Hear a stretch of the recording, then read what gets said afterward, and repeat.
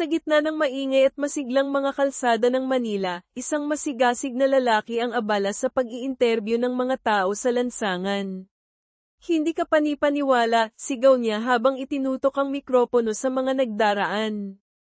Ang tanong, ano ang gagawin mo kung bigla kang magkaroon ng 4 na milyong piso? Sigurado akong babayaran ko ang lahat ng utang ko, sagot ng isang lalaki. Pero sa totoo lang, hindi sapat ang halagang iyon para makabili ng disenteng kondo dito, hindi ba? At iyon mismo ang hindi napansin ng unang biktima, isang lalaking medyo mataba, mukhang awkward, at tila hindi napapansin ng mga babae. Mukha siyang nag-iisip na bumili ng bagong kotse. Siguro gusto niyang magsimula ulit mula sa simula, bulong ng tagapag-interview. Sumunod ay isang magkasintahan. Ang babae, na halatang mas may kontrol, mabilis na nagsabi, ipapasa namin ang pera sa savings.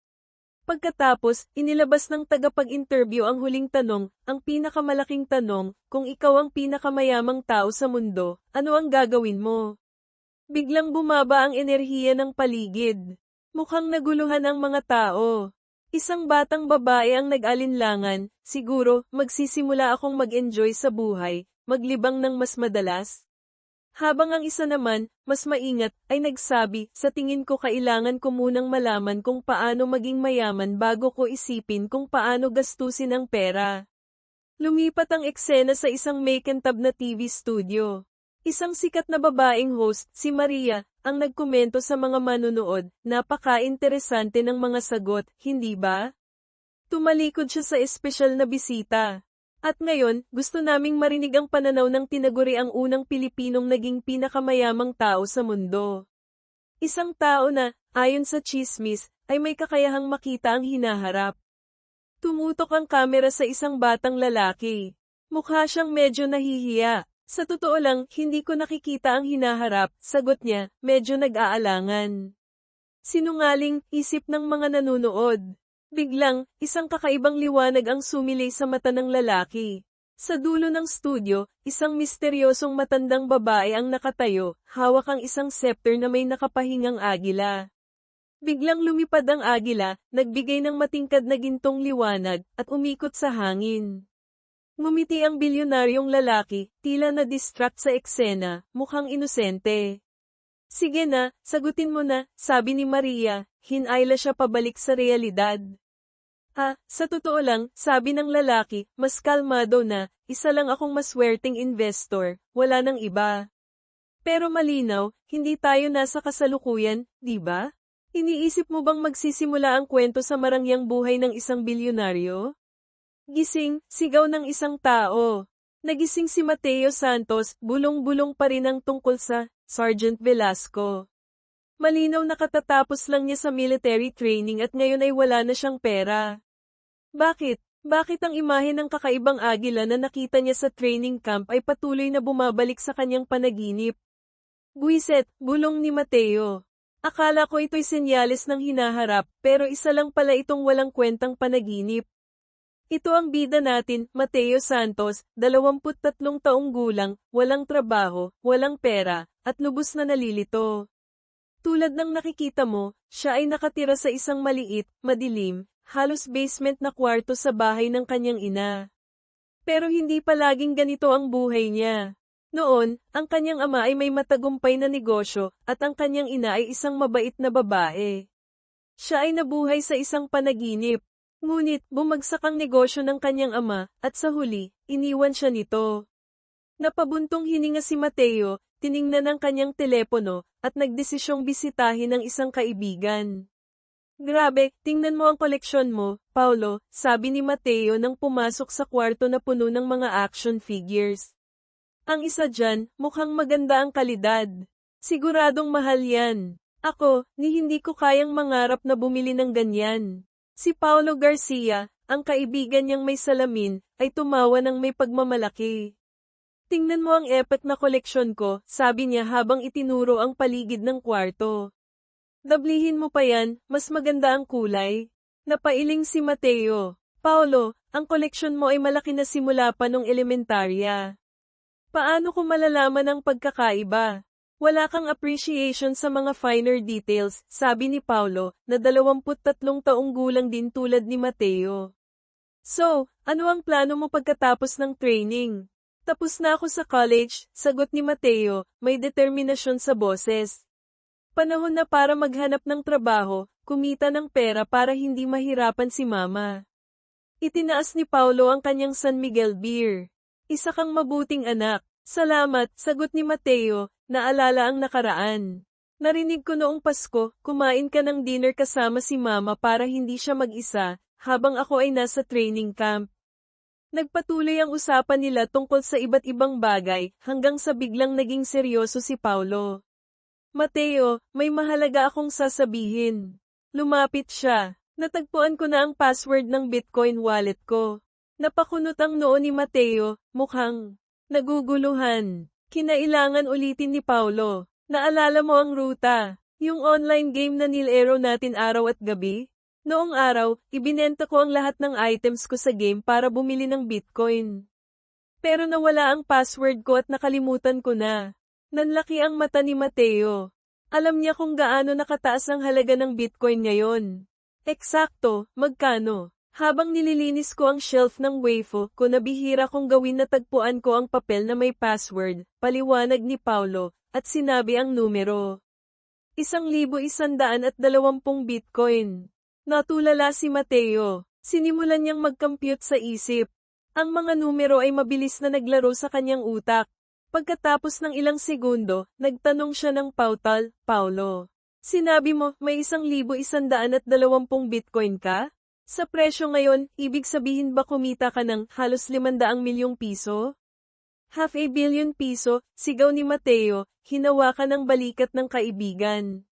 Seryoso ka ba? Paano naging ganito kalaki ang pera mo? Napakamot si Paulo. Sa totoo lang, medyo overwhelmed ako. Sobrang dami ng pera, hindi ko alam kung ano ang mararamdaman. Samantala, ang kaibigan niyang walang pera, si Mateo, ay mabilis na nagtanong, pwede bang pautangin mo ako ng 4 milyon piso? Hindi pwede, sagot ni Paulo, umiling. Nilaipat ko na lahat sa exchange. Narinig ko tataas pa ang presyo ng Bitcoin. Hayop, sigaw ni Mateo, galit. Ang kuripot mo. Kung alam ko lang, mas seryoso sana akong naglaro noon. Ngunit bigla niyang naalala ang isang bagay. Hinawakan niya ang kamay ni Paulo. Sandali, noong binenta mo ang karakter na ruta, binenta mo rin ang karakter mo, di ba? May share ako dyan. Ibigay mo ang parte ko, kung hindi, magnanakaw ka. Binaliwala ni Paulo ang sinabi niya. Sige, subukan mong alalahanin, ilang porsyento ang share mo. Habang sinusubukan ni Mateo na alalahanin ang lahat, bigla niyang nakita ito. Ang pamilyar na agila ay nakadapo sa tuktok ng gusali sa tapat, ang mga matatalim nitong mata ay tumitig ng diretso sa kanya. Bumilis ang tibok ng kanyang puso. Ito ang parehong nilalang na lumitaw sa kanyang panaginip. Ang agila ay pumagaspas ng mga pakpak, mabilis na lumipad papunta sa kanya, dumaan sa bukas na bintana, at umikot sa itaas ng ulo ni Mateo. Ang mga gintong apoy na iniwan nito sa hangin ay unti-unting nagtipon, bumuo ng kumikislap na mga salita. Bakit parang ang weird ng mukha mo? Tanong ni Paulo, napansin ang tila nawawala sa sarili niyang kaibigan. Paulo, tanong ni Mateo ng may kaba, alam mo ba ang tungkol sa isang kumpanya na tinatawag na Mountain Hill? Naguluhan si Paulo. Oo naman. Iyan ang pangalan ng trading platform kung saan ko iniimbak ang pera ko. Ang mga kumikislap na salita ay malinaw na lumitaw sa isipan ni Mateo, Mountain Hill malapit nang bumagsak. Nagsimulang mag-flashback si Mateo. Ang ganitong mga pangyayari ay nangyari rin noong nasa military training siya. Hindi ito ilusyon. Posibleng isa itong tunay na kakayahan. Tumingin siya ng diretso sa mga mata ni Paulo, ang boses niya ay puno ng determinasyon. Paulo, makinig ka. Kailangan mong ibenta ang lahat ng Bitcoin mo. Ngayon na, nag-atubili si Paulo, hindi maintindihan kung bakit biglang naging ganoon ka-agresibo si Mateo. Ngunit iginigiit ni Mateo, ang boses niya ay puno ng urgency, kahit isang segundo pang pag-aantala ay sobrang delikado. Ibenta mo na agad? Napako ang tingin ni Paulo kay Mateo, sinusubukang intindihin ang mukha nitong seryoso. Sa huli, napabuntong hininga si Paulo at sumuko. Sige na, sige na. Ibebenta ko na. Dagdag pa niya, nakipag-ugnayan na rin ako sa ate ko para maayos ang account ko, kaya walang problema. Pero pagkatapos nito, kailangan mong ipaliwanag ng maayos ang lahat. Tumango si Mateo, ngunit ang isip niya ay naguguluhan pa rin sa tanong kung bakit paulit-ulit na nagpapakita ang agila. Ang babala tungkol sa pagbagsak ng trading platform ay tila may loika, pero biglang napasigaw si Paulo, ang mga mata niya'y nakatitig sa screen. Grabe, bumagsak ang server ng platform. Agad na nagtanong si Mateo, ang puso niya'y kumakabog. Paano ang Bitcoin mo? Sa awa ng Diyos, huminga ng malalim si Paulo, halatang natatakot pa rin. Naibenta ko na lahat, ilang segundo bago tuluyang bumagsak ang lahat. Sinubukan niyang pakalmeyan ang sarili. Tingnan ko muna, baka maintenance lang ito ng server. Samantala, mas nakatuon si Mateo sa tanong kung bakit ang lahat ng ito ay nangyari kasabay ng paglitaw ng agila. Biglang napasigaw si Paulo, halos mawala ng ulirat. Diyos ko, bumalik na ang server, pero lahat ng account ay walang laman. Nagkagulo online. Ang internet ay puno ng kaguluhan. Napatingin si Paulo kay Mateo, ang mukha niya ay puno ng hindi makapaniwala. Paano mo nalaman na mangyayari ito? Halatang hindi alam ni Mateo kung paano ipapaliwanag ang lahat. Patuloy na nagtatanong si Paulo, litong-lito at gulat na gulat. Sa wakas, mahina niyang sinabi, siguro, may kakayahan akong makita ang hinaharap. Wow! Sinabi niya talaga yon ng direkta sa kaibigan niya? Mukhang hindi siya marunong magtago ng sikreto, pero sige na nga, patawarin natin siya. Sa huli, ang kaibigan niya naman ay halos magbigay na ng kalahating bilyong piso sa kanya, kaya okay lang siguro. Flashback, 1 taon ang nakalipas sa training battalion 10, sa gitna ng isang mortar firing exercise. Santos, huwag kang lutang. Mag-focus ka, sigaw ng isang sergeant. Tila wala sa sarili, mahina niyang sagot, opo, sergeant. Ngunit biglang, ang pamilyar na agila ay muling nagpakita sa itaas.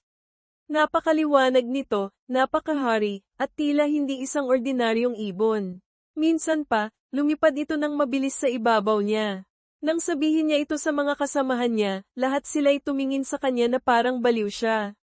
At doon lumitaw ang mga salita, mortar 188 mm sumabog. Hindi niya alam kung ano ang ibig sabihin nito, iniisip kong bahagi lang ito ng training. Sa harap niya, isang 188 mm mortar ang inihahanda. Bago pa siya makapagsalita, pinaputok na ito. Ngunit tila hindi ito lumipad ng normal. Sa mismong sandaling iyon, natutunan ni Mateo ang isang bagay, kapag ang tao ay nasa bingit ng panganib, kumikilos sila bago pa man makapag-isip.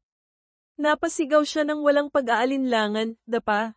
Sumabog ang buong lugar. Balik sa kasalukuyan, sa totoo lang, milagro na buhay ka pa, sabi ni Paulo, na halatang natatakot pa rin sa kwento.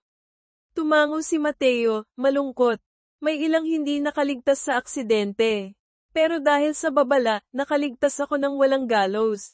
Napabuntong hininga siya. Sinubukan kong ikwento ito sa iba, pero ang tingin nila, gawa lang ito ng trauma ko o epekto ng pagkabigla. Sinabi ni Paulo, ang ating resident otaku, kung nangyari ito ng 2 beses ng eksakto, baka pwede na itong ituring na superpower. Sumagot si Mateo, pwede nga. Pero paano natin mapapatunayan ang ganitong bagay? Sa kanyang walang hanggang talino, sinabi ni Otako, ang paniniwala ay nasa isip lang. Kahit ngayon, kung biglang lumitaw ang isang magandang babae sa harap ko, maniniwala pa rin ako. Umikot ang mata ni Mateo. Mas mabuti pang mag-focus tayo sa mas praktikal na bagay. Tulad ng 450 milyong piso na dapat ay para sa akin. Naalala niya na sa 1120 Bitcoin ng kaibigan niya, halos 1,000 Bitcoin ang galing sa benta ng karakter niya sa laro. Mas mabuti pang ibigay mo na ang parte ko, kung hindi, susunugin ko ang buong koleksyon ng action figures mo. Agad na umiling si Otako. Walang problema. Pero ang pinakamalaking problema dito ay ang buwis. Nagtataka si Mateo. Hayop ka, nagpaplano ka bang magtayo ng tax haven? Balak mong itago ang pera sa Middle East para umiwas sa buwis dito sa Pilipinas? Halatang kinabahan si Otako dahil nahulaan ni Mateo ang plano niya. Napangiti si Mateo. Aba, nag-major ako sa economics, hindi para magpahinga lang. Ipinaliwanag ni Otako na tumulong ang ate niya sa pag-aaral ng mga batas. Sa Pilipinas, napakataas ng buwis sa cryptocurrency. Kaya naman nagtatayo siya ng kumpanya sa isang lugar na tinatawag na Delaware. Perfect na lugar, sabi ni Otako, ang mga mata niya'y kumikislap.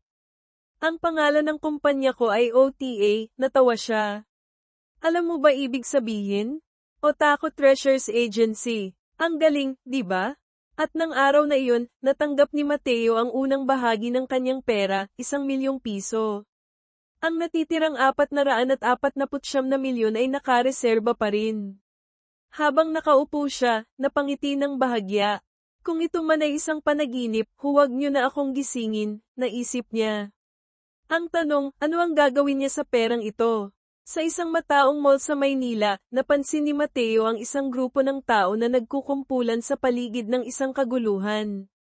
Habang papalapit siya, narinig niya ang isang babae na sumisigaw, "Irereklamo kita sa boss mo. Lumuhad ka ngayon din." Isang babae na nakasuot ng mamahaling coat ang galit na ng gagalaiti. Alam mo ba kung gaano kamahal ang sapatos na ito? Paano mo nagawang madumihan ito? Sigaw niya habang tinuturo ang isang babaeng janitress na nakatayo sa harapan ng isang security guard. Ang guard naman ay walang magawa kundi paulit-ulit na humingi ng paumanhin. Pagkatapos, hinarap ng babae ang janitress na nasa likod ng guard at muling sumigaw, "At ikaw? Lumuhad ka rin at humingi ng tawad sa akin ngayon din." Habang pinapanood ni Mateo ang eksena, unti-unting nagbago ang kanyang ekspresyon mula sa gulat patungo sa galit. At alam mo ba, tumaya ako ng 1,000,000 piso na ang janitress na iyon ay walang iba kundi ang nanay niya. At tama nga ako. Sa susunod na eksena, malinaw na nakita ni Mateo ang mukha ng kanyang ina, si Elena. Ang mayamang babae ay patuloy pa rin sa kanyang galit, tinuturo ang sapatos niya. "Papaluhurin kita at ipapalinis ko ang sapatos ko gamit ang dila mo." Ang guard ay halatang hindi na alam ang gagawin at lumingon sa janitress. "Ate, magsalita ka naman." Si Mateo, na hindi na maitago ang galit at pagkabigla, ay nag-init ang dugo. Palaging sinasabi sa kanya ng kanyang ina na nagtatrabaho siya bilang operator sa isang call center. Ang eksenang ito ay labis na nagpagalit sa kanya. Nang makita niyang tila luluhod na ang kanyang ina, mabilis siyang sumugod at tumayo sa pagitan nito at ng mayamang babae. "Tigil na," sigaw niya. Isang eksena ng kabayanihan. Ang eksenang ito ay parang eksena sa pelikula. Ang pagligtas sa sariling ina ay mas astig kaysa sa pag-ipon ng pera, Diyos ko. Tumingin si Mateo ng diretso sa babae, ang boses niya ay kalmado ngunit puno ng awtoridad. "Bakit kailangan mong palakihin ang isang maliit na bagay? At bakit mo kailangang pilitin ang iba na lumuhad?" Si Elena, ang ina ni Mateo, ay bahagyang tumingin sa ibang direksyon, halatang nahihiya. Ang mayamang babae naman ay nakapamewang, at ang boses niya ay puno ng yabang. "Anak ka ba ng babaeng ito?" "Oo, ako ang anak niya," sagot ni Mateo nang walang alinlangan. Ngunit biglang bumaliktad ang sitwasyon. Si Elena mismo ang nagsabi, "Hindi. Hindi ko kilala ang lalaking ito. Hindi siya anak ko." Wow! Karaniwan, ang anak ang kumakaila sa magulang, pero sa pagkakataong ito, ang ating bida ang binaliktad ng sariling ina. Tumingin si Mateo sa kanyang ina, ang boses niya ay banayad ngunit puno ng determinasyon. "Nanay, iniisip mo ba kahit saglit na ikakahiya kita?" Ang mga tao sa paligid ay nagsimulang magbulungan, litong-lito. Totoo bang ina niya ang janitress? Muling hinarap ni Mateo ang mayamang babae. "Ipaliwanag mo ng maayos ang nangyari." Tinuro ng babae ang sapatos niya. "Ang janitress na ito, nadumihan ang sapatos ko gamit ang kanyang mop." Habang patuloy ang kaguluhan, ang mga tao sa paligid ay nagsimula ng maglabas ng kanilang mga cellphone at kinukuhanan ng video ang eksena. "Teka lang, ang buong gulong ito, dahil lang sa maliit na bagay na iyon?" tanong ni Mateo, halatang hindi makapaniwala. Nagsimulang mawala ng pasensya ang babae at muling sumigaw. Alam mo ba kung magkano ang sapatos na ito? Pero ngayon, ang kaharap niya ay isang tao na may tunay na pera. Kalmado si Mateo habang inilabas ang isang bungkos ng pera na nagkakahalaga ng 30,000 piso at inilapag ito sa mesa. Kunin mo ito at umalis ka. Pero kung gusto mong makuha ang perang ito, kailangan mong humingi ng tawad sa nanay ko. Kung ayaw mo, pwede kang umalis ng walang kahit ano. Ang mga tao sa paligid ay nagsimulang magbulungan. Ang pagtanggap ng pera ngayon ay nakakahiya. Ngumiti si Mateo, bahagyang nakakaloko. Kung gusto mo, pwede kong ihagis ang pera sa sahig para gumapang ka at pulutin ito. Lubos na naguluhan at napahiya, ang babae ay napilitang humingi ng tawad, kahit na halatang labag sa kalooban niya. Habang nagmamasid sa paligid, tila sinisigurado niyang walang masyadong nakakakita. Pagkatapos niyang magsalita, mabilis niyang inagaw ang pera mula kay Mateo at sinimulang bilangin ito. Ngunit hindi pa tapos si Mateo. Tawagin mo ang manager mo, sabi niya, ang boses niya ay malamig. Pagkatapos, hinarap niya ang babae. Mas mabuti pa siguro kung umuwi ka ng nakapaa, dahil binili ko na ang sapatos na suot mo. Kung hindi mo ito ibibigay, tatawag ako ng pulis at sasabihin kong nagnakaw ka. Napako ang babae, ang mukha niya ay halatang naghalo ang pagkagulat at galit. Hindi na siya pinansin ni Mateo at ay nalalayan ng kanyang ina palabas. Ang babae naman ay patuloy pa ring nagdadaldal sa likuran nila. Hoy, huwag kang madamo. Hindi mo naman isusuot ang sapatos na ito, hindi ba?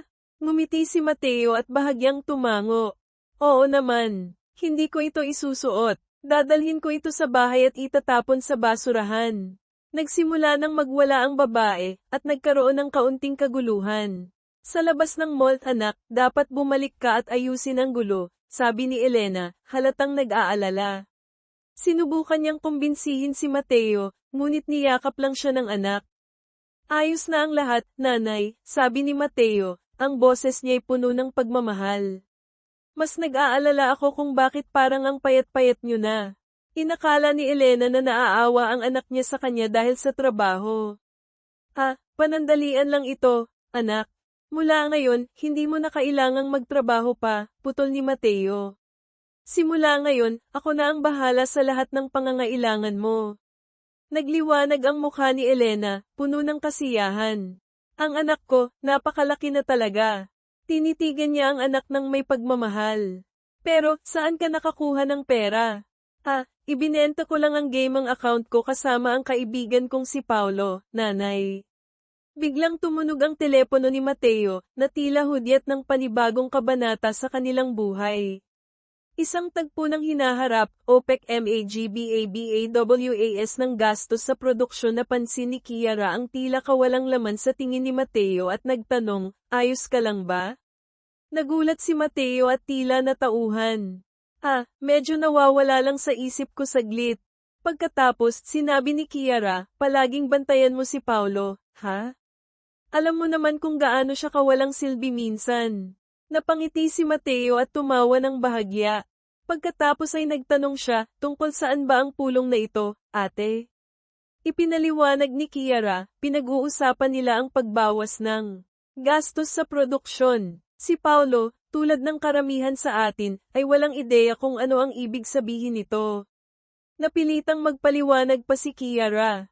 Sa mundo ng pananalapi, ang mga tao ay umaasa sa stock market at iba pang mga asset. Pero para sa mga kumpanyang pisikal tulad ng OPEC, ang lahat ng pera nila ay nakasalalay sa langis at ginto. Ang Estados Unidos, bagamat isa sa pinakamalaking tagagawa ng langis, ay gumagamit ng napakalaking dami ng langis para sa mga digmaan at sa huli ay nangangailangan ng mas marami kaysa sa kanilang nagagawa. Pero dahil sa shale gas, nagbago ang lahat. Ngayon, pati ang Amerika ay nag-e-export na rin ng langis. Ang tanong ngayon, patuloy ni Kiara, ay kung paano maaapektuhan nito ang merkado. Kung bababa ang presyo ng langis sa Pilipinas sa ilalim ng $50 kada barrels, maraming kumpanya ang magsasara. Kaya naman may ganitong pulong para maghanap ng paraan upang bawasan ang gastos at manatiling buhay. Sa kasalukuyan, ang presyo ng isang barrels ng langis ay nasa $60 na, at hirap na sila. Tinanong ni Mateo kung ano ang mangyayari kung magtagumpay ang kasunduan. Ipinaliwanag ni Kiara, kung mangyari iyon, tataas ng husto ang presyo ng langis, at lahat ng nasa industriya ay magdiriwang. Napailing siya, maliban na lang sa mga ordinaryong tao. Ang mga tunay na masaya lang ay ang mga bilyonaryong gaomen na iyon.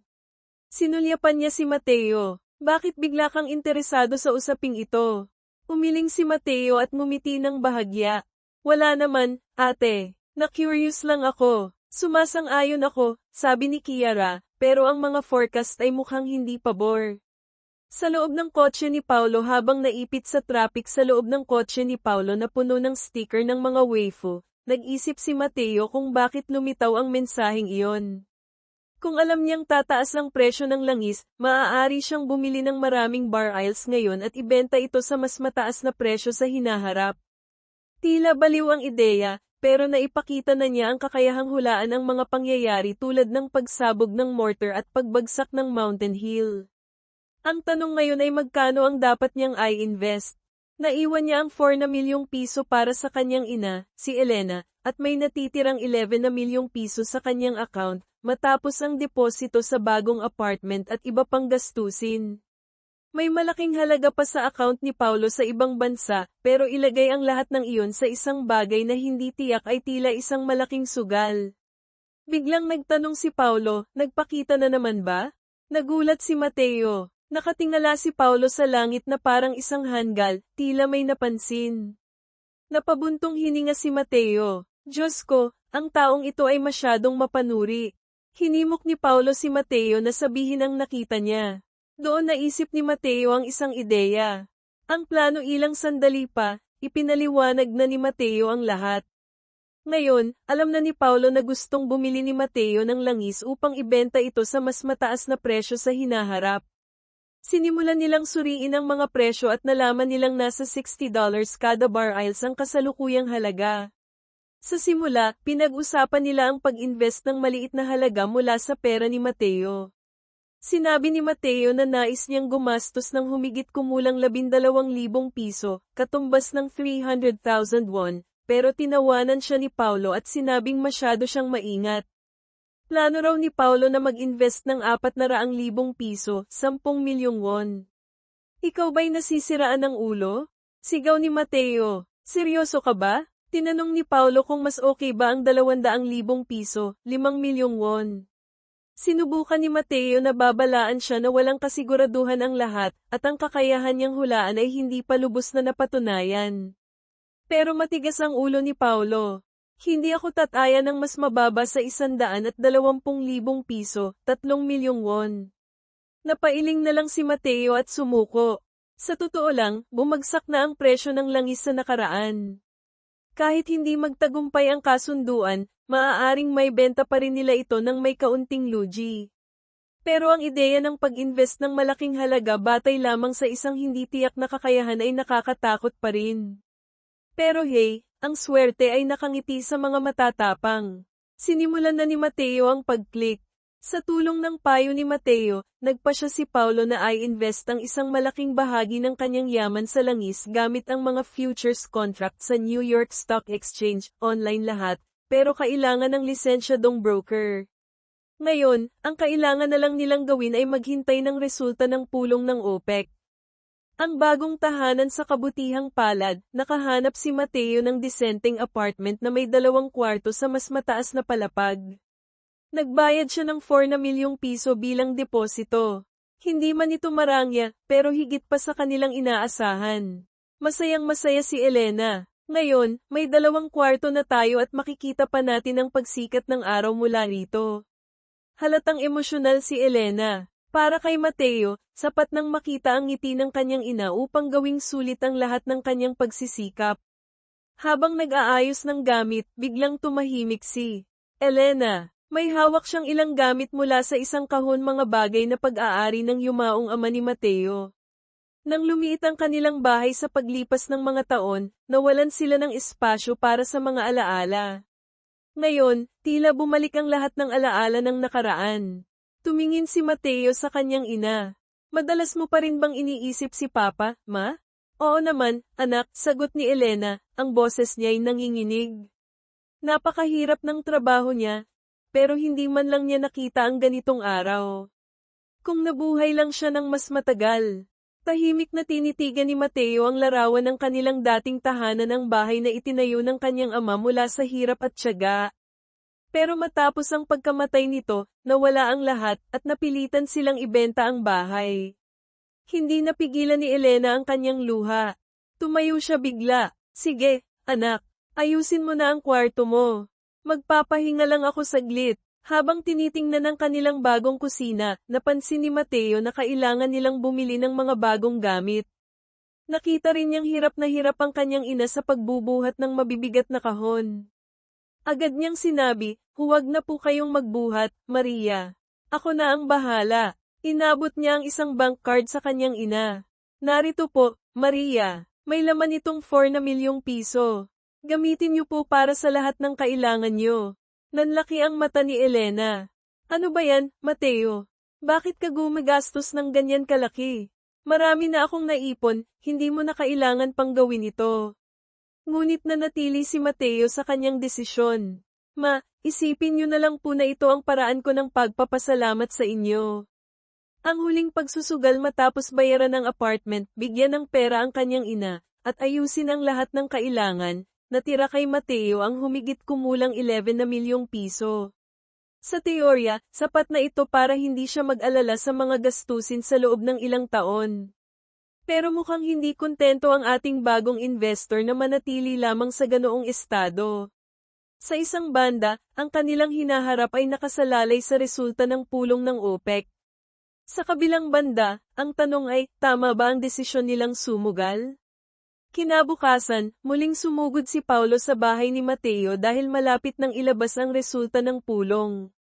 Pakiramdam ni Mateo ay parang siya'y naipit sa isang walang katapusang eksena ng suspense sa pelikula, dahil tila napakatagal bago lumabas ang resulta. Simula nang magsimula ang pulong, bumagsak na ng 3% ang presyo ng langis. Ang ibig sabihin nito, isang bahagi ng kanilang puhunan ay tila naglaho na sa papel. Kalma ka pa ba ngayon? Tanong ni Mateo kay Paulo. Ngunit buong kumpiyansa si Paulo na sumagot, hindi ako natatakot. Naniniwala ako sa Conmat Teen Try. Upang may bilang ang atensyon nila, nagpa siya si Mateo na maglaro ng video games kasama si Paulo. Pero ang adik sa laro na ito ay puro mga simulation game ng pakikipag-date kasama ang mga anime girls na sobrang sexy ang nilalaro. Samantala, patuloy pa ring bumabagsak ang presyo ng langis. Sinubukan ni Mateo na magmukhang kalmado. Walang problema. Kahit mawala ang perang iyon, hindi naman ito sisirain ang buhay niya. Sa totoo lang, ang dagdag o bawas ng ilang milyong piso ay hindi sapat upang magretiro siya. Ngunit kasabay nito, nakakatakot isipin na kung mawawala ang lahat, baka kailangan nilang bumalik sa mga trabahong ayaw nila. Habang natutulog siya ng saglit, nagising siya sa sigaw ni Paulo. Lumabas na ang resulta ng OPEC. Nag-uunahan ang mga balita, OPEC nagkasundo sa pagbabawas ng produksyon. Magkano na ang presyo ng langis? Tanong agad ni Paulo. Nang suriin nila, umabot na sa $73 kada barils ang presyo. Sa loob lamang ng ilang minuto matapos ang anunsyo, tumaas ito ng 20%. Tingnan mo ang account natin. Ibenta mo na, Paulo, sigaw ni Mateo. Dapat natin itong ibenta ngayon, dahil wala akong anumang hula tungkol sa mga susunod na mangyayari. Agad na sumunod si Paulo. Ang tagumpay ilang sandali pa, nagsimula na silang magbilang ng kanilang kita. Diyos ko, kapag mayroon kang cheat code para sa pera, napakadali ng buhay. Ang dalawang magkaibigan ay kumita ng humigit kumulang 35 na milyong piso, katumbas ng $630,000 United States dollars. Naupo si Mateo, nakayuko at hawak ang kanyang ulo, mukha siyang isang ganap na hanggal. Dahil mas maliit ang kanyang puhunan o ideya ng puhunan, kumpara sa malaking halaga na inilagay ni Paulo, ang bahagi niya ay humigit kumulang 3.3 na milyong piso, katumbas ng $60,000 United States dollars. Napaisip siya, napaka-injustice naman ng mundong ito, pero sa kabila nito, nagpapasalamat siya sa kabutihang loob ni Paulo. Si Paulo naman ay nagsabi, kung inilagay ko lang ang lahat ng pera na plano ko noong una, baka mayaman na tayo ng sobra-sobra. Pero mabilis din niyang binaliwala iyon.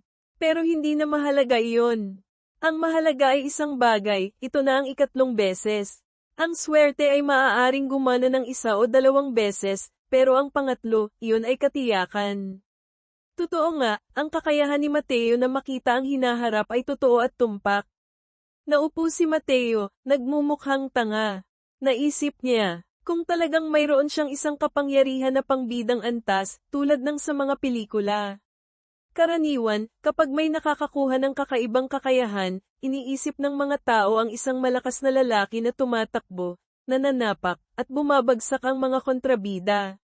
Pero sa modernong mundo na halos walang karahasan, ang sinumang bayani na may pisikal na lakas lamang ay tila walang silbi.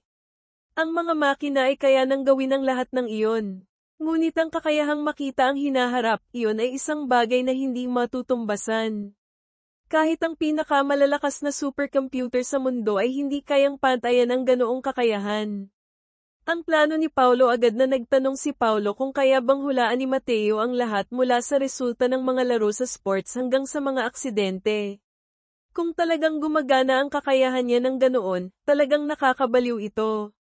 Ngunit mas interesado si Mateo na alamin kung kailan ito nagsimula at bakit ito nangyari.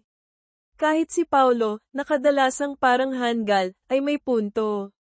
Nagsimula ang lahat sa insidente ng mortar, noong halos mamatay siya. Ipinapakita nito na ang kakayahan niya ay tila na trigger lamang sa mga sitwasyong pangkrisis. Malinaw na iniisip ni Paulo na gamitin ito bilang isang safety net halimbawa, kung mawawala na lahat sa kanya, baka biglang lumabas ang maliit na agila upang sagipin siya. Ang layunin ngayon ay alamin kung bakit ito lumitaw sa una at kung paano ito muling lilito. Habang pinag-uusapan nila ito, binanggit ni Paulo na ang unang pagkakataon na lumitaw ang kakayahan ni Mateo ay sa Bitcoin, at ang pangalawa ay sa usapan nila ng kanyang ate na si Kiara. Kung susuriin ang dalawang insidenteng iyon, maaaring gumagana lamang ang kapangyarihan ni Mateo sa mga sitwasyong may kinalaman sa pananalapi. Nakaramdam ng pagkalito si Mateo, lalo na dahil sa insidente ng mortar. Sinabi ni Paulo na maaaring may maliit na eksepsyon, mga sitwasyong may kinalaman sa buhay at kamatayan.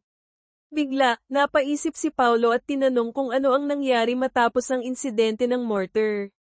Ipinaliwanag ni Mateo na naging malaking iskandalo ito dahil ang aksidente ay dulot ng korupsyon at mababang kalidad ng mga materyales. Ang mga kumpanyang nagsupply ng mga materyales ay bumagsak ng husto ang halaga ng kanilang mga stocks sa merkado. Itinuro ni Paulo na, sa isang paraan, hindi lang ito tungkol sa buhay ni Mateo kundi pati na rin sa pananalapi. Sumang-ayon si Mateo, may punto nga. Sa mundong ito, halos lahat ng bagay ay direktang o di-direktang konektado sa pera.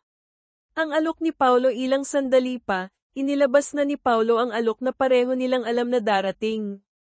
Gagamitin ni Mateo ang kanyang kakayahan upang makita ang hinaharap, at si Paulo ang magbibigay ng lahat ng kapital na kailangan nila para sa mga pamumuhunan. Sa tingin ni Mateo, ito ay isang solidong kasunduan. Sa huli, ang maliit na puhunan niya ay walang laban sa napakalaking kapasidad ni Paulo. Bukod pa rito, hindi niya alam kung hanggang kailan tatagal ang kakayahan niya. Baka ito na ang huling pagkakataon na magamit niya ito. At dahil handang akuin ni Paulo ang lahat ng posibleng pagkalugi habang naghahati pa rin sila sa kita kung magtagumpay, wala namang mawawala kay Mateo kahit na mag-fail ang kanilang investment.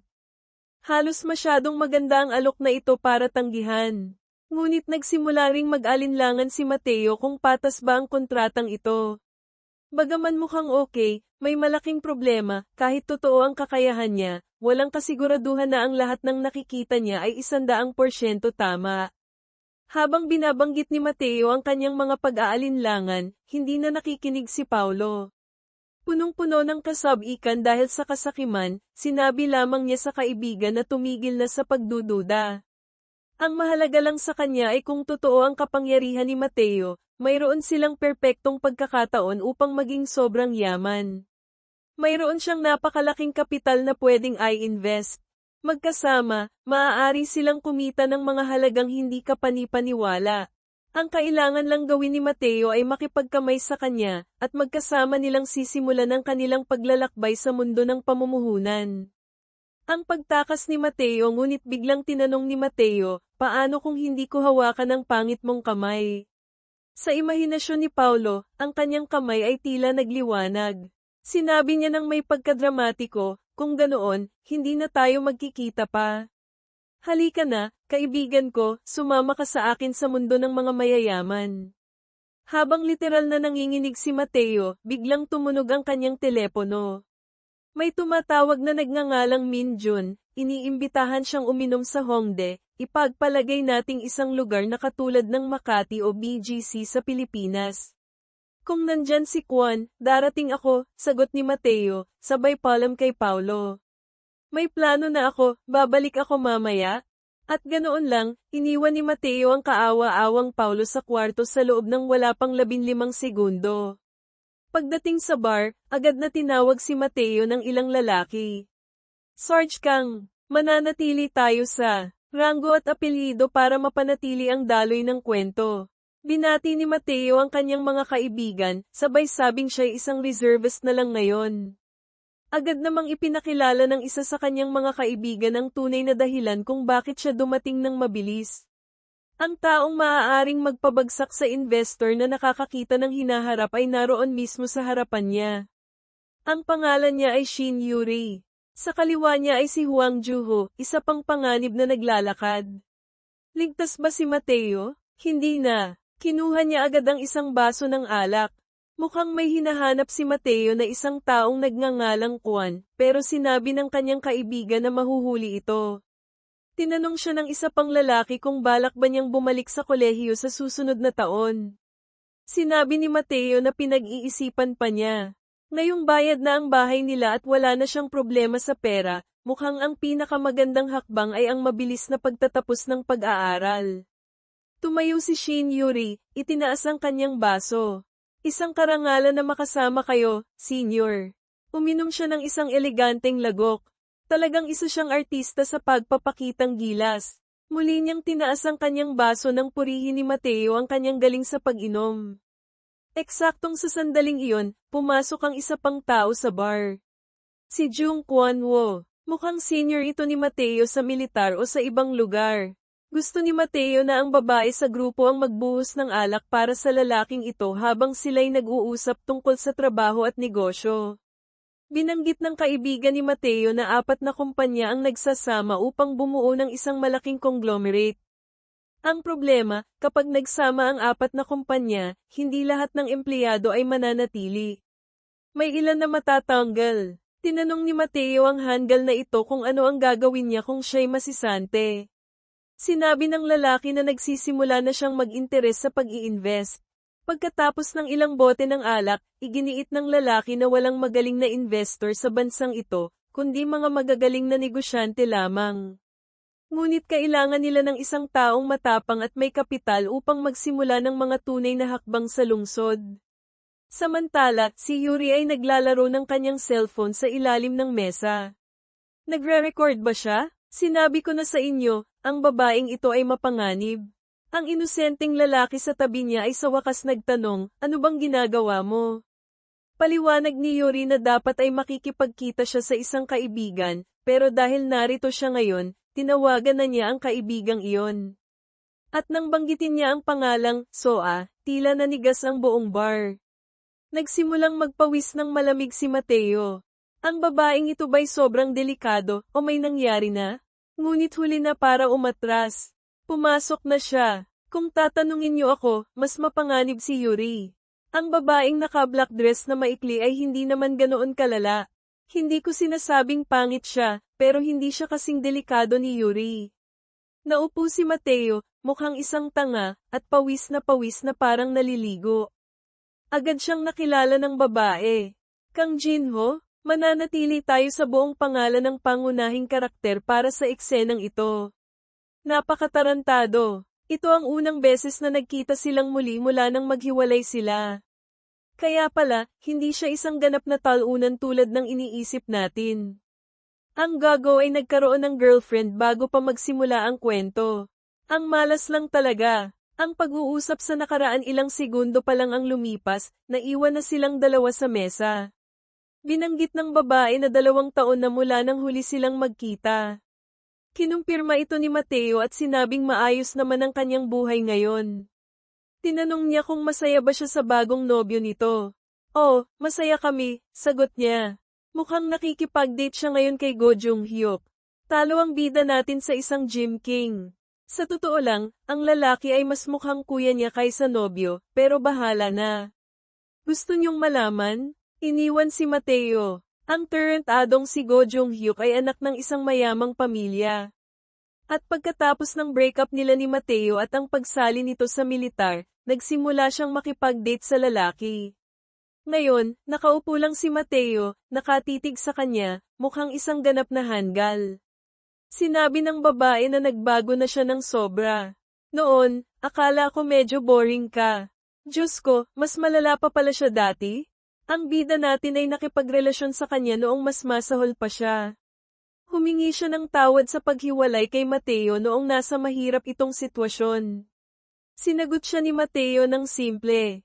"Ayos lang. Tapos na iyon." At ngayon, biglang naging malambot ang babae, kinagat ang kanyang mapupulang labi, at tiningnan si Mateo gamit ang ganoong klaseng tingin.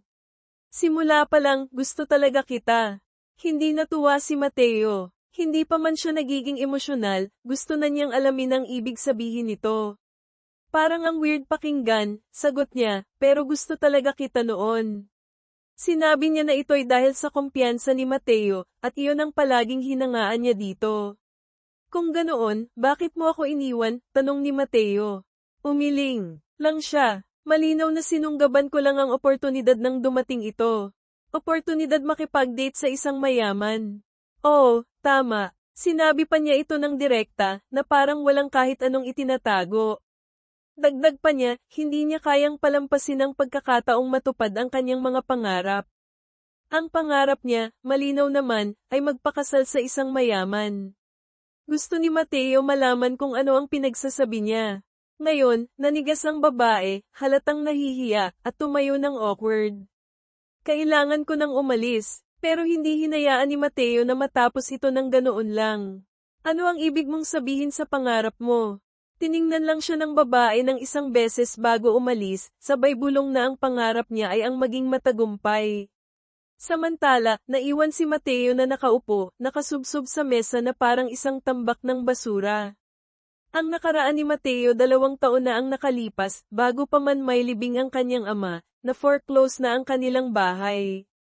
Lahat ng kamag-anak nila ay tumalikod sa kanila. At si Soa, iniwan siya bago pa siya makapagluksa. Napilitan siyang sumali sa militar. Samantala, ang kanyang ina ay naiwan mag-isa upang magtrabaho at mabuhay. Diyos ko, napakalupit na dagok iyon. Hindi lahat ng tao ay kayang makaligtas sa ganoong sitwasyon. Pero kamakailan, nagbago ang lahat. Ang kanyang mga pamumuhunan ay nagbigay ng malaking kita, at ang unang malaking tagumpay niya ay ang kalakalan sa langis. Ngayon, nakaupo siya roon, puno ng pagmamalaki, iniisip kung ano nga ba ang ibig sabihin ng tagumpay. Eksaktong sa sandaling iyon, lumitaw ang agila sa harapan niya. Nagbiro pa si Mateo. "Narito ka ba para uminom, bata?" Pero tulad ng dati, pinalipad ng nilalang ang kanyang mga pakpak, umiikot sa itaas niya. At nang makita niya ang mensahe nito, lumiwanag ang kanyang mga mata. Kaya ito pala ang hinaharap niya. At syempre, ang current adong manunulat ay hindi sasabihin sa atin kung ano ang nakasulat. Pero batay sa reaksyon niya, mukhang magandang balita ito. Ang susunod na nangyari ay nagising si Mateo sa bahay ni Paulo, sabay gising sa kaibigan niya, sumisigaw tungkol sa isang mahalagang bagay. Lasing pa si Paulo, at pabagsak na tanong, "Ano bang gusto mo?" Mateo, puno ng kasab-ikan, sumagot, "Gusto kong magtagumpay."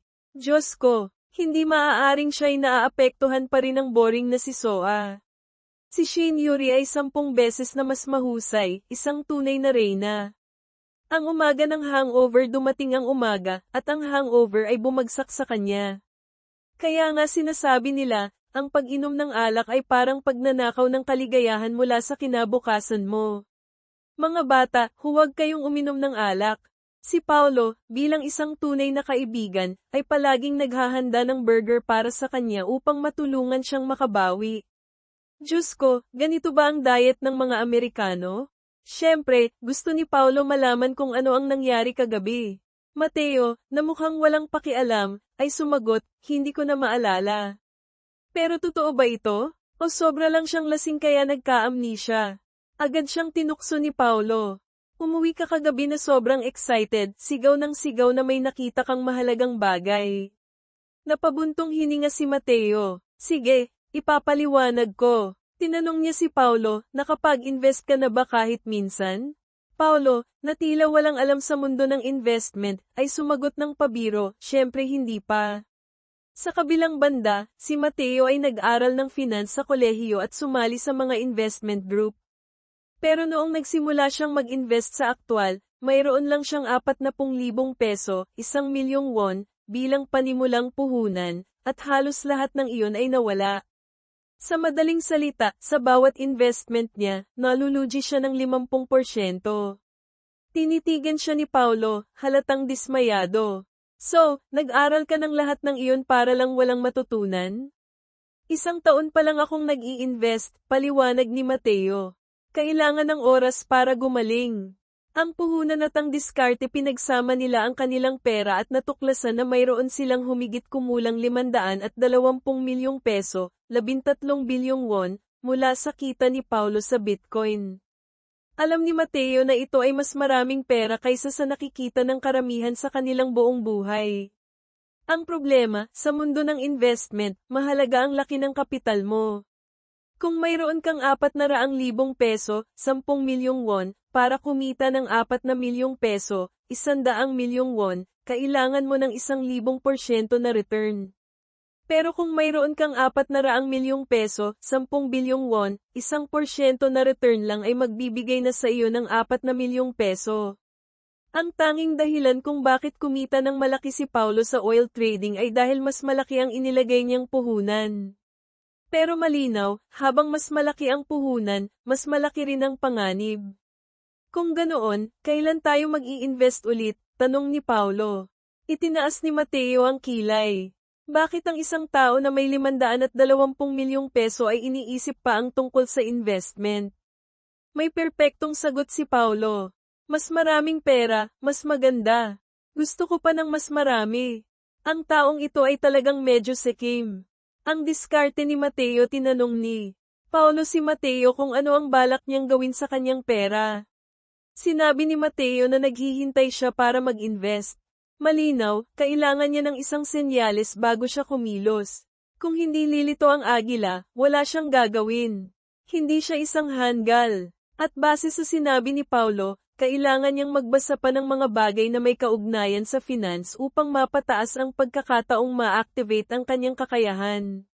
Lumipas ang ilang araw. Sa mga nakaraang araw, binasa ni Mateo ang napakaraming artikulo tungkol sa ekonomiya.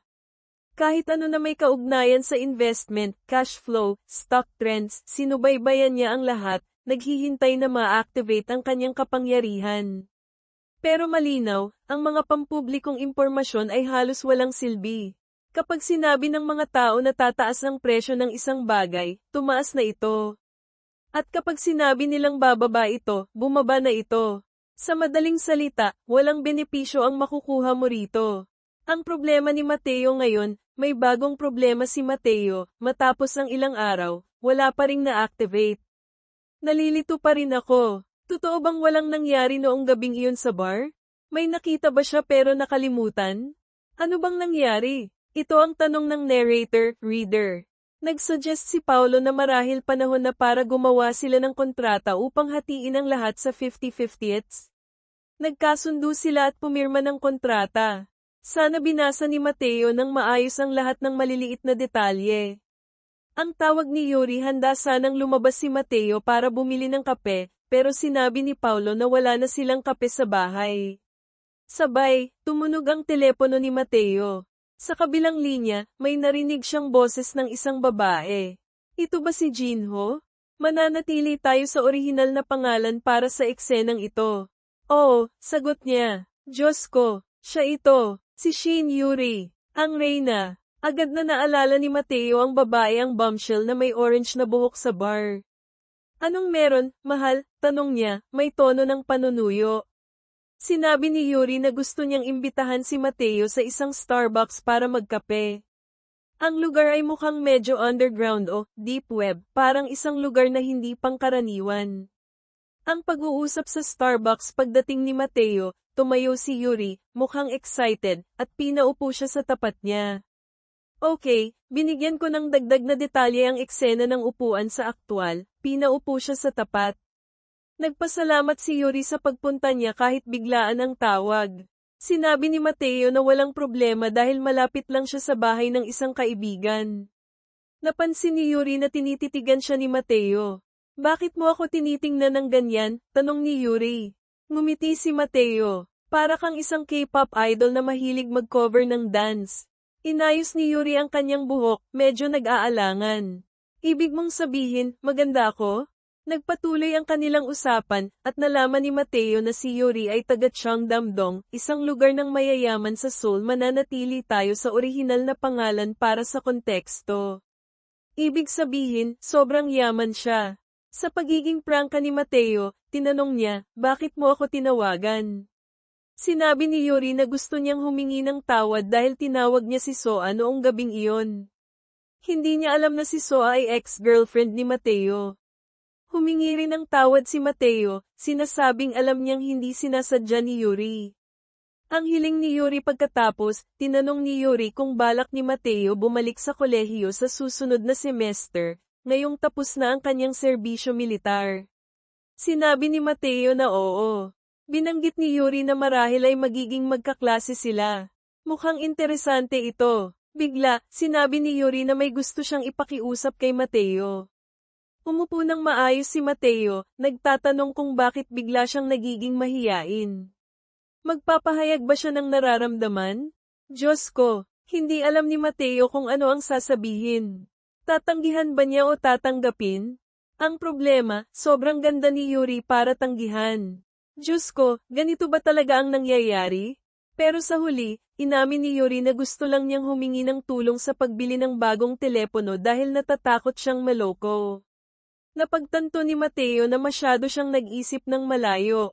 Pumayag siya, pero sinabi niyang hindi siya mahusay pagdating sa gadgets.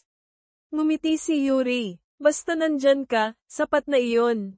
Sa isip ni Mateo, si Paulo ang perpektong tao para rito.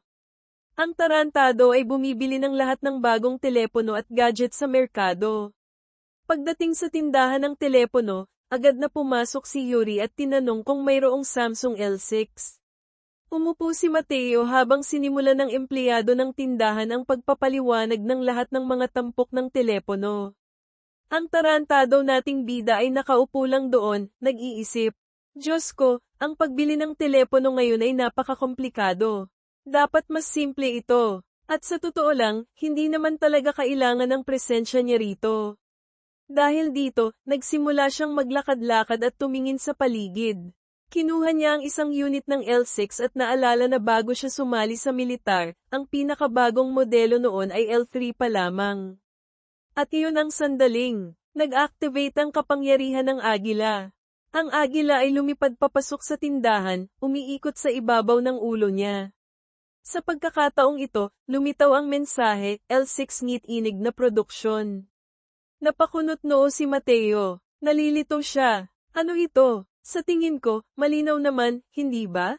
Ang telepono ay malapit nang ihinto ang produksyon. Pero tingnan natin kung saan haantong ito. Napansin ni Yuri na nakatingin si Mateo sa kawalan. Anong tinitingnan mo? Tanong niya. Pumikit si Mateo at ngumiti. Wala, may lamok lang na dumaan. Siyempre, ang tarantado nating bida ay tuwang-tuwa. Isa na namang senyales ang naganap. Ang pag-uwi sa daan pauwi, binanggit ni Yuri na iniisip niyang bumili ng kulay dilaw, pero mas gusto niya ang kulay asul kaya iyon ang pinili niya. Mateo, na tila walang interes, ay sumagot, "Oo, maganda nga." Pero malapit na itong ihinto ang produksyon. Napakunot noo si Yuri. Biglang nanigas si Mateo. Sa sobrang pag-iisip niya tungkol dito, hindi sinasadyang nasabi niya ng malakas. Sa desperadong pagtatakip, bigla niyang sinabi na kailangan niyang umalis dahil may kailangang asikasuhin. Kumaway siya ng palem at mabilis na umalis. Habang nakatingin si Yuri sa kanyang pag-alis, napabuntong hininga siya. Iniisip niya na sana man lang ay naimbitahan niya si Mateo para kumain bilang pasasalamat sa tulong nito. Sa bahay ni Paulo samantala, sa bahay ni Paulo, biglang pumasok si Mateo na sumisigaw. Paulo, sabi nila ang Samsung L6, kinuha ni Paulo ang kanyang telepono. Tinuro ito ni Mateo. Ang bagay na yan, malapit nang ihinto ang produksyon. Lubos na nalito si Paulo. Bakit? Siyempre, hindi alam ni Mateo ang sagot. Ang Samsung ay may napakaraming modelo ng telepono, at isa ito sa kanilang pinakamabentang produkto. Pero pagdating sa mga premium na modelo, mas mataas pa rin ang Apple. Kamakailan, ang Samsung ay nangunguna sa merkado dahil sa L5 at L6. Ang L5 ay nakapagbenta ng 50 milyong unit, at ang L6 ay inaasahang makakapagbenta ng 70 milyon. Sinabi ni Paulo na ito ay isa sa pinakamalaking tagumpay sa buong mundo. Kung ganoon, bakit nila ihihinto ang produksyon nito? Naisip niya kung baka may kinalaman ito sa mga patent dispute, dahil ang isang telepono ay may kaugnayan sa higit 200,000 patent. Hindi naniniwala si Mateo. Kahit matalo ang Samsung sa kaso ng patent, magbabayad lang sila ng multa o bibili ng bagong lisensya. Bukod dito, gumagawa na ang Samsung ng mga telepono mula noong 2000s, kaya tiyak na marami silang sariling patent. Ngayon, kailangan nilang alamin kung bakit ihihinto ang produksyon ng L6 at kailan ito mangyayari. Tinanong ni Mateo si Paulo kung anong uri ng balita ang maaaring magdulot ng ganitong sitwasyon. Ipinaliwanag ni Paulo na mahirap ito. Karaniwan, kung may problema, magbabayad lang ang kumpanya para sa mga damages. Ang mga telepono ay palaging may mga issue. Hindi nila maaaring kanselahin ang buong linya ng produkto dahil lang sa isa o dalawang problema. Umupo silang dalawa, nag-iisip. Lumipas ang oras. Ang eksplosyon ng telepono kinagabihan, biglang sumigaw si Paulo. Anong nangyari? Nakahiga siya sa kama, nakatingin sa telepono niya. Sumabog ito. Naglalaro siya ng game habang naka-charge ang telepono sa tabi niya, at ngayon, ang bagay na iyon ay nag-aapoy. Sobrang nakakabaliw dahil kakabili lang niya nito 1 linggo pa lang. Sa madaling salita, ito ay parang bomba na may timer. Agad nilang napagtanto na ito ang dahilan kung bakit ihihinto ang produksyon ng L6. Ang pagkalat ng balita kinabukasan, 3 araw mula nang ilunsad ang telepono, kumalat na ang mga ulat tungkol sa mga L6 na sumasabog. Sinusubukang pababain ng Samsung ang issue, gaya ng dati. Sa teknikal na aspeto, ang isang telepono sa bawat 1 milyon na sumasabog ay itinuturing na normal. Pero sa kasong ito, isa sa bawat 10,000 unit ang sumasabog. Napakataas ng frequency na ito. At ang nakakapagtaka, ang benta ng telepono ay hindi pa rin naaapektuhan. Masaya si Paulo na sa wakas ay naintindihan nila kung bakit nagkaroon ng senyales si Mateo. Pero si Mateo, may isa pang tanong. Paano tayo kikita mula rito? Mas komplikado ito kaysa sa pagbili ng bar aisles ng langis o pag-withdraw ng pera mula sa account. Kailangan nilang maghintay ng ilang araw upang matukoy ang pinakamahusay na hakbang. Ang short-selling kinabukasan, dumating ang isang kinatawan ng Samsung upang palitan ang telepono ni Paulo. Pero may kondisyon, upang mapalitan ang telepono, hindi maaaring mag-post ang customer tungkol sa insidente sa social media. Mga traidor, bulong ni Paulo. Sinusubukan nilang patahimikin ang publiko. Pero napansin niya na ang kinatawan ng Samsung ay hindi man lang nagulat sa kondisyon ng telepono ni Paulo. Ibig sabihin, madalas itong nangyayari. Ang telepono ay isang bagay na palaging malapit sa tao. Kung ang isang telepono ay hindi ligtas, o mas masahol pa, sumasabog, ito ang katapusan ng produktong iyon. Walang paraan na may pagpapatuloy ng Samsung ang produksyon nito. Ibig sabihin, malapit na. Silang makaranas ng malaking pagkalugi, lalo na kung kailangan nilang mag-refund para sa lahat ng nabentang unit. Ngayon, kailangang alamin ni Mateo kung paano nila gagamitin ang sitwasyong ito. Sinubukang ipaliwanag ni Paulo. Okay, medyo komplikado ito, pero ganito ang sistema, hihiramin mo ang mga stock mula sa isang kumpanya, ibebenta mo ang mga ito sa kasalukuyang mataas na presyo, halimbawa, 5,000 peso kada stock. Pagkatapos, kapag bumagsak ang presyo, bibilhin mo ulit ang parehong dami ng stock sa mas mababang presyo. Ibabalik mo ang mga hiniram na stock, pero itatago mo ang kita mula sa pagkakaiba. Ang tawag dito ay short selling. Nakinig si Mateo, pero ang isip niya ay lumilipad na sa mas malayo. Ngayon, kailangan lang nilang hanapin ang tamang oras para kumilos.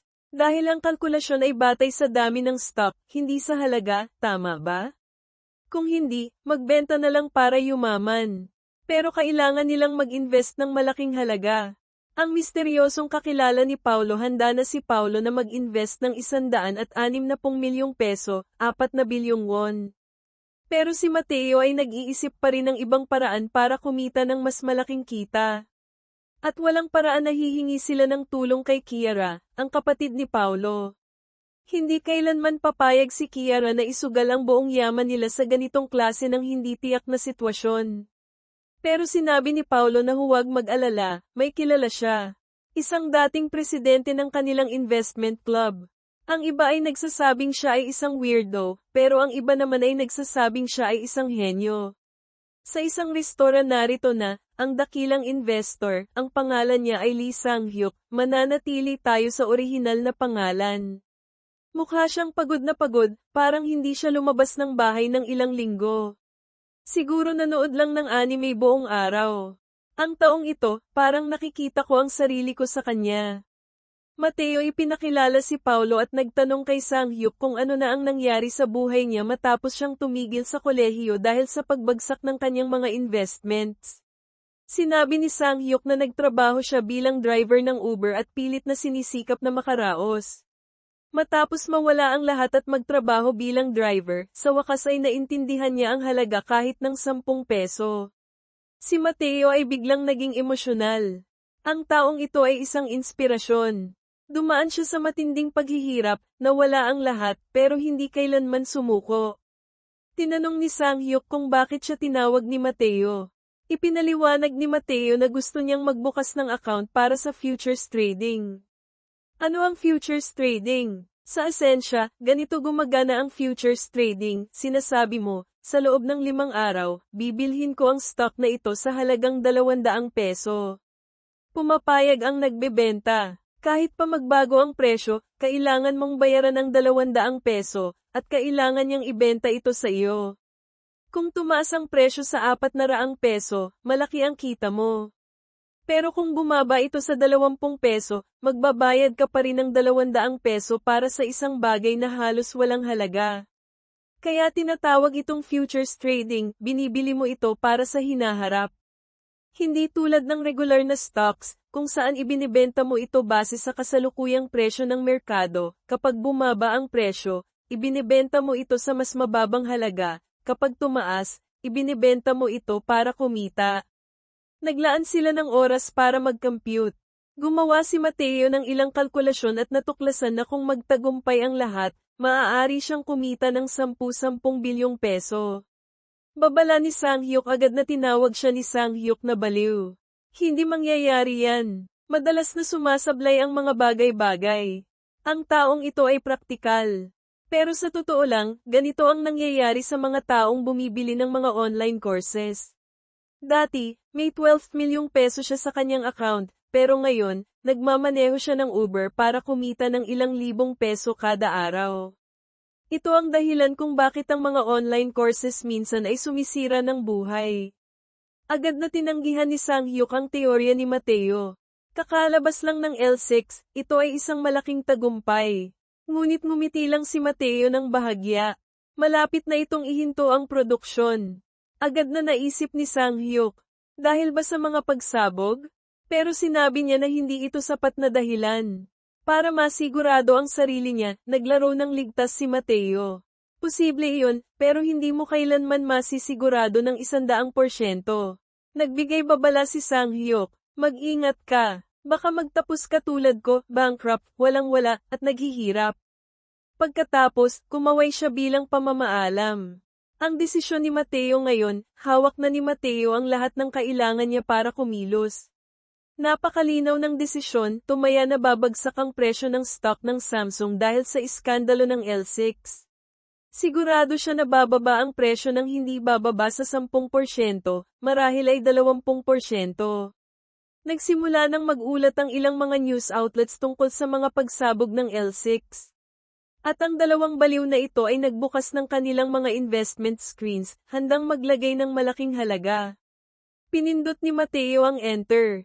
Hindi, malinaw kung magkano ang kanilang in-invest, pero mayroon na lang silang natitirang 32 milyong peso, 800 milyong won, sa account. Kung talagang inilagay nila ang halos buong halaga ng 520 milyong peso, ang dalawang ito ay talagang mga baliw. Hindi na nararamdaman ni Mateo ang pagiging matapang. Nakaupo siya, halos maihi sa takot. At biglang nangyari ang pinakamasama. Kinabukasan, ang stock ng Samsung ay tumaas ng 8%. Ang kanilang futures bet ay naging isang ganap na sakuna. Malapit na silang mawalan ng lahat. Si Mateo ay tahimik na umiinom ng kanyang inumin, napansin na si Paulo ay mukhang hindi rin masaya. Mukhang matagumpay na naitatago ng Samsung ang mga insidente ng pagsabog, at mabilis na inaayos ang mga kapalit ng mga telepono. Tinanong ni Paulo kung ang Samsung ay mag-aanunsyo ng pagtigil ng produksyon kinabukasan. Si Mateo ay nagkibit balikat lang. Sana nga. Ang anunsyo ng CEO ng Samsung kinabukasan, lumabas ang CEO ng Samsung sa entablado.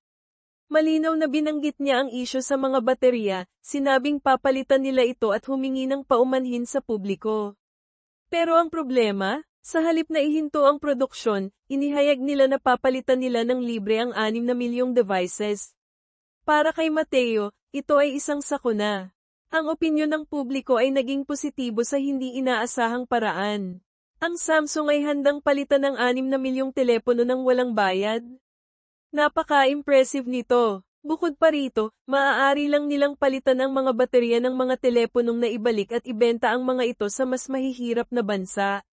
Sa kabila ng lahat ng ito, ang stock ng Samsung ay bumaba lamang ng 1.5%.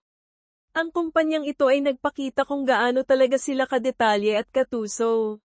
Si Paulo ay naglalakad-lakad sa kwarto, lubos na nadudurog ang puso. Sa halagang 520 milyong peso na mayroon sila, 240 milyong peso ang nawala. Si Mateo ay lubos na nalulungkot. Hindi lang siya nawala ng malaking halaga, pero ang kanyang kontrata ay hindi patas kay Paulo. Sa totoo lang, siya ang dahilan kung bakit nawala ni Paulo ang 240 milyong peso, dahil mas maliit ang bahagi ng investment ni Mateo.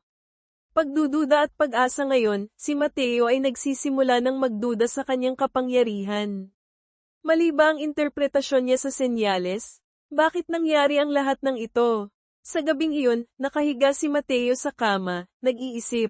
Sa halagang 240 milyong peso, maaaring mabuhay ng marangya ang isang tao habang buhay.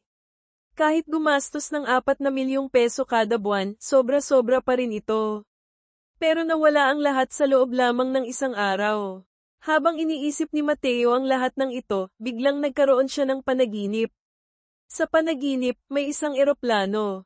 Isang lalaki ang gumagamit ng fire extinguisher para patayin ang apoy sa sahig. Malapit doon, may isang babaeng nasugatan sa ulo, dumadaloy ang dugo. Mukhang may sumabog na teleponong Samsung.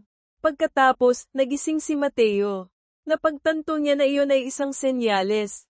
Kinabukasan, kumalat ang balita. Isang teleponong Samsung ang sumabog sa kalagitnaan ng flight, nasugatan ng isang pasahero. Ang mga teleponong L6 ay opisyal nang ipinagbawal sa mga eroplano. Nang magbukas ang stock market, bumagsak ang stock ng Samsung ng 10%. Sa wakas, ang senyales ni Mateo ay nagkatotoo. Samantala, sa pulong ng pamunuan ng Samsung pumasok si Vice Presidente Min Jinyang. Alam na natin kung ano ang mangyayari.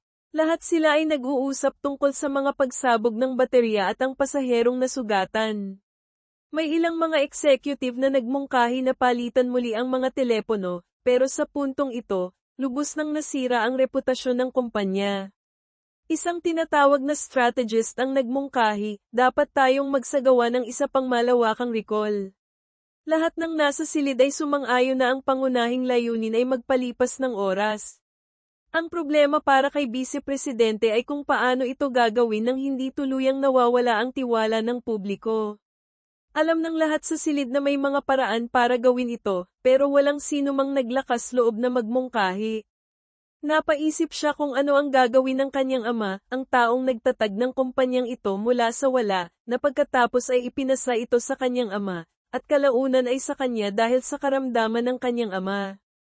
Ang sistemang pampamilya na pinakamahina sa Pilipinas.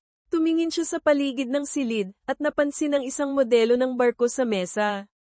Pinapaalala nito sa kanya ang itinuro ng kanyang lolo noon, ang paradox ng barko ni Theseus.